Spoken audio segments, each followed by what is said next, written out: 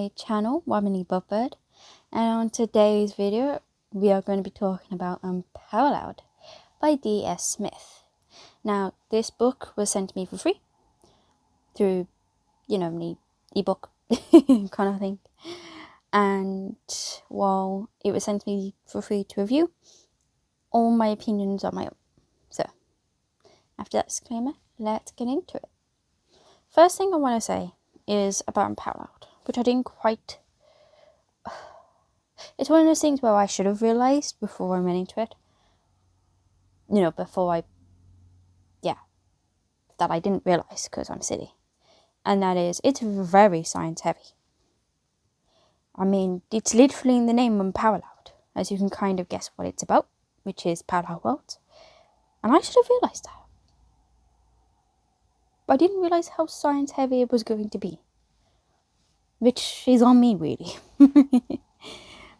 So if you're very into hardcore science fiction, this is definitely the story for you. I would probably put it more of an adult science fiction. Although, I wouldn't say there's a lot... Yeah, I'd put it more as a adult science fiction, I think. Because I think the science jargon is a bit too much for, young readers. So, that's where to go.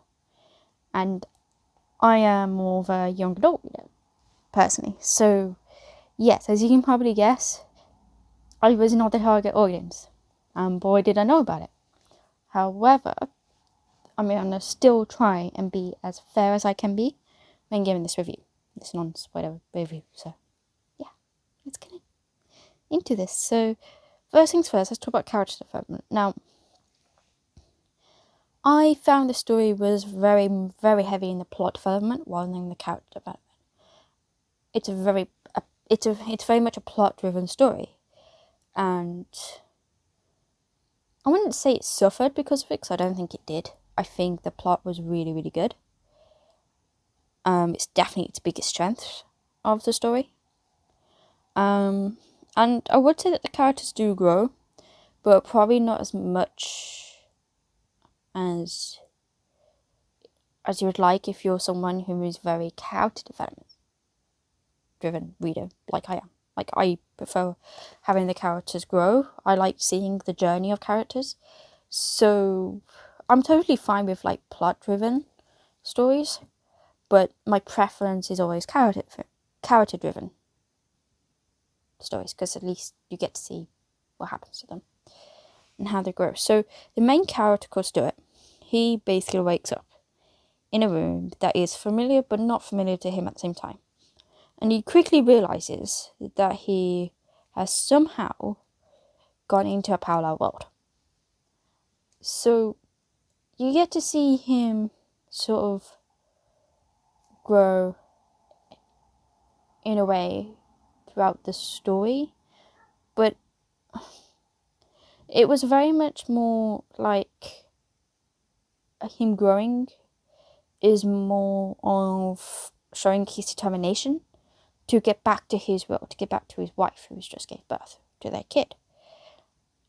However, there are times when when that loyalty to his wife does get tested, but he still remains loyal. The character he gets tested by is a character called Catherine, who when we meet, she's a very headstrong kind of woman who isn't really used to being, or I'd say she isn't used to being wrong, and she isn't used to accepting when she is wrong, which Stuart makes her feel apart, because he shows her how her assessment of him, of having that he's delusional because, there's no way in hell he's gone through a parallel world, for example, is wrong. And he shows her that. So I'd say throughout the story, she kind of grows to accept when she's wrong. But the character who actually surprised me the most was Dave, which is Stuart's brother. He went from someone who's just a normal human being, like me and you, to fighting government agents and spies and almost dying a couple of times. He's the one who actually grows throughout this whole story. I would have loved to have seen it from his perspective, because it would have been fascinating. I felt Stuart's perspective was a bit... I don't know. I struggled to connect to it because he's someone who is very intelligent. like highly intelligent. The fact that he can keep up with the scientists who are talking a lot of science jargon, which I didn't quite understand because, as I said, I'm not the target audience. So, if you're someone who does understand those science jargons, it's definitely your kind of character that you would be drawn to and would probably feel connected to, because he has a sense of feeling of being someone normal, like me and you, because he has a wife and they have a child. But at the same time, he is also that a little bit different because he has this type of intelligence that, a lot of people kind of struggle with if you don't have that. And I just mean it in the sense of, when I say that, I don't mean, I'm not calling anyone stupid at all. But like, even I know that if I was to sit in a physics lecture at university, I would not have a clue what they're talking about.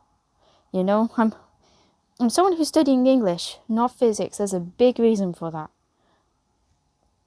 And that's what I mean, like the type of intelligence we're talking about here is if you're watching a documentary about quantum physics, for example, right, about wormholes and parallel universes and how that works. And that's why I think people like Brian Cox, who's a scientist, he does so well in his field because he can make these really complicated facts and concepts of our understanding of the world in a much more simpler way, so the everyday person can understand.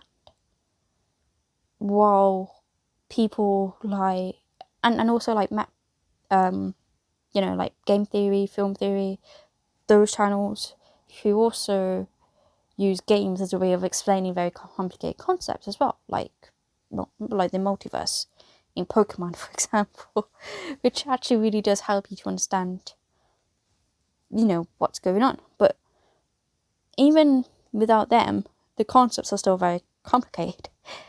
And I think even for a physics scientist, they're still quite complicated, for example. So, I just wasn't the target audience. And I know I've said that repeatedly, but I'm just trying to stress that if my ratings seem off, maybe that's it. But I'm still trying to be honest, but at the same time, trying to be unbiased as much as I can, but you can only be unbiased at some point.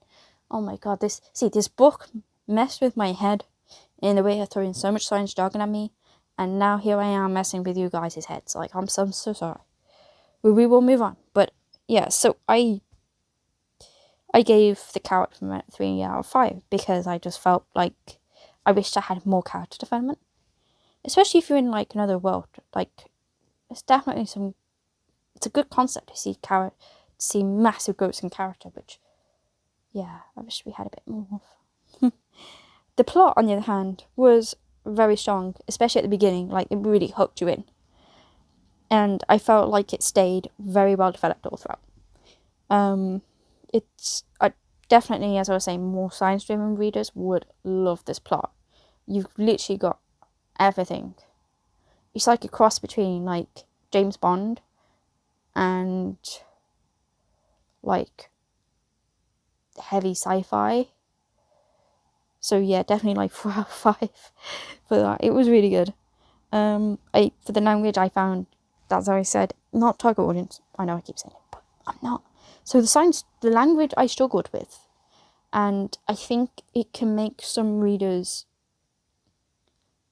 make it quite inaccessible to a lot of readers because of that. Like, if there was a glossary at the end which had some of the like explanations of what some of this were, I think that really would have helped a lot. But yeah, I found it was quite complicated. And there was like moments in it where there's like huge paragraphs of science jargon that I was struggling, because not only was there no breath where I could just take a moment to kind of digest what I was reading, but it was also quite complicated, so I was struggling to wrap my head around what I was reading. And I